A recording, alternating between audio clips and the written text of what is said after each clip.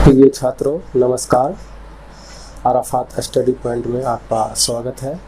आज हम लोग NCERT कक्षा 10 का अध्याय 2 में ही प्रश्नावली 2.3 का प्रश्न क्रमांक 2 में ही 3 नंबर का सवाल हल करेंगे। जो सवाल आपको दिया है कि पहले बहुपद से दूसरे बहुपद को भाग करके जांच कीजिए कि क्या प्रथम बहुपद द्वितीय बहुपद का एक गुणनखंड है या नहीं। तो 2 नंबर का ही प्रश्न क्रमांक 3 को हल करेंगे। तो चलिए सबसे पहले प्रश्न को उतार लेता हूँ। प्रश्न को सबसे पहले उतार लिया है तो इस प्रश्न को बड़े ही संयम से और अच्छे से देखना है। आपको ज़रूर समझ में आएगी। तो चलिए स्टार्ट करते हैं इस प्रश्न को और हल करते हैं। तो सबसे पहले हमें ये देखना है कि इसका पहला पद और इसका पहला पद, क्योंकि ये भाज्य है और ये भाजक है। आपको भाजक का प्रथम पद और भाज्य का प्रथम पद देखना है, बाकी कोई भी चीज़ आपको ध्यान में नहीं रखना है। तो चलिए देखता हूँ।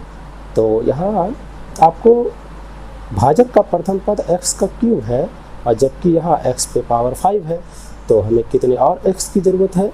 तो हमारा उत्तर है तो x स्क्वायर की ज़रूरत है। तो मैंने x स्क्वायर दिया तो ये हो गया x स्क्वायर और x क्यूब। तो x पे पावर कितना हो गया, तो x पे पावर 5। उसके बाद इससे गुना होगा, x स्क्वायर जो है -3x से गुना होगा, तो माइनस और प्लस, तो माइनस प्लस माइनस, तो 3x गुना होगा x स्क्वायर से। 3x किससे गुना होगा, तो x स्क्वायर से।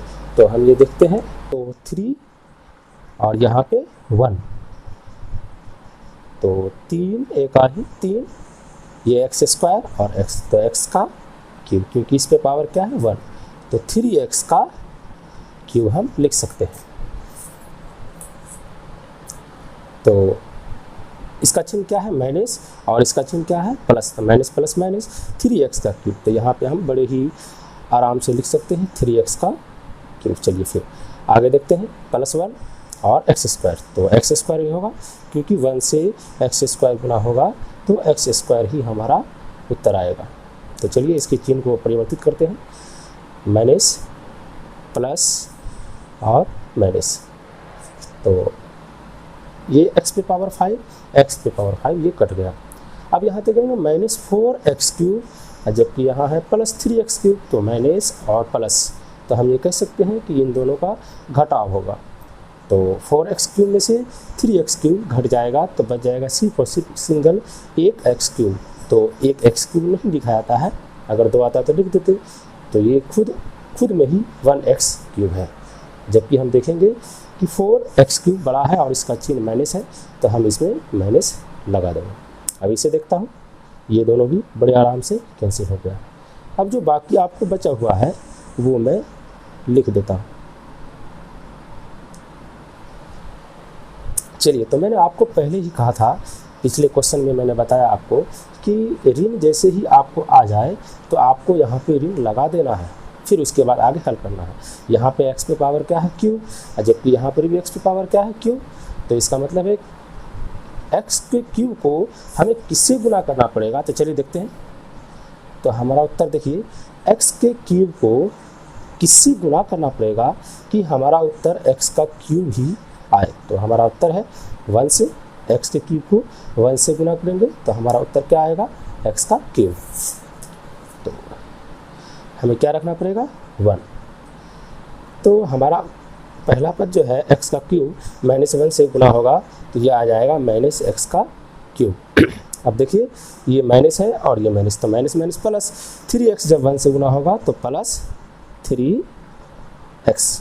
अब इसका चिन्ह क्या है +1 और इसका -1, तो प्लस माइनस माइनस 1 जब 1 से गुना होगा तो 1।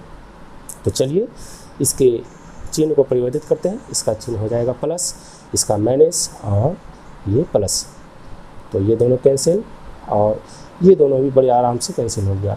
जबकि ये देखेंगे 1 और 1 क्या हुआ 2, तो हमारा शेषफल क्या निकला 2 हमारा शेषफल है।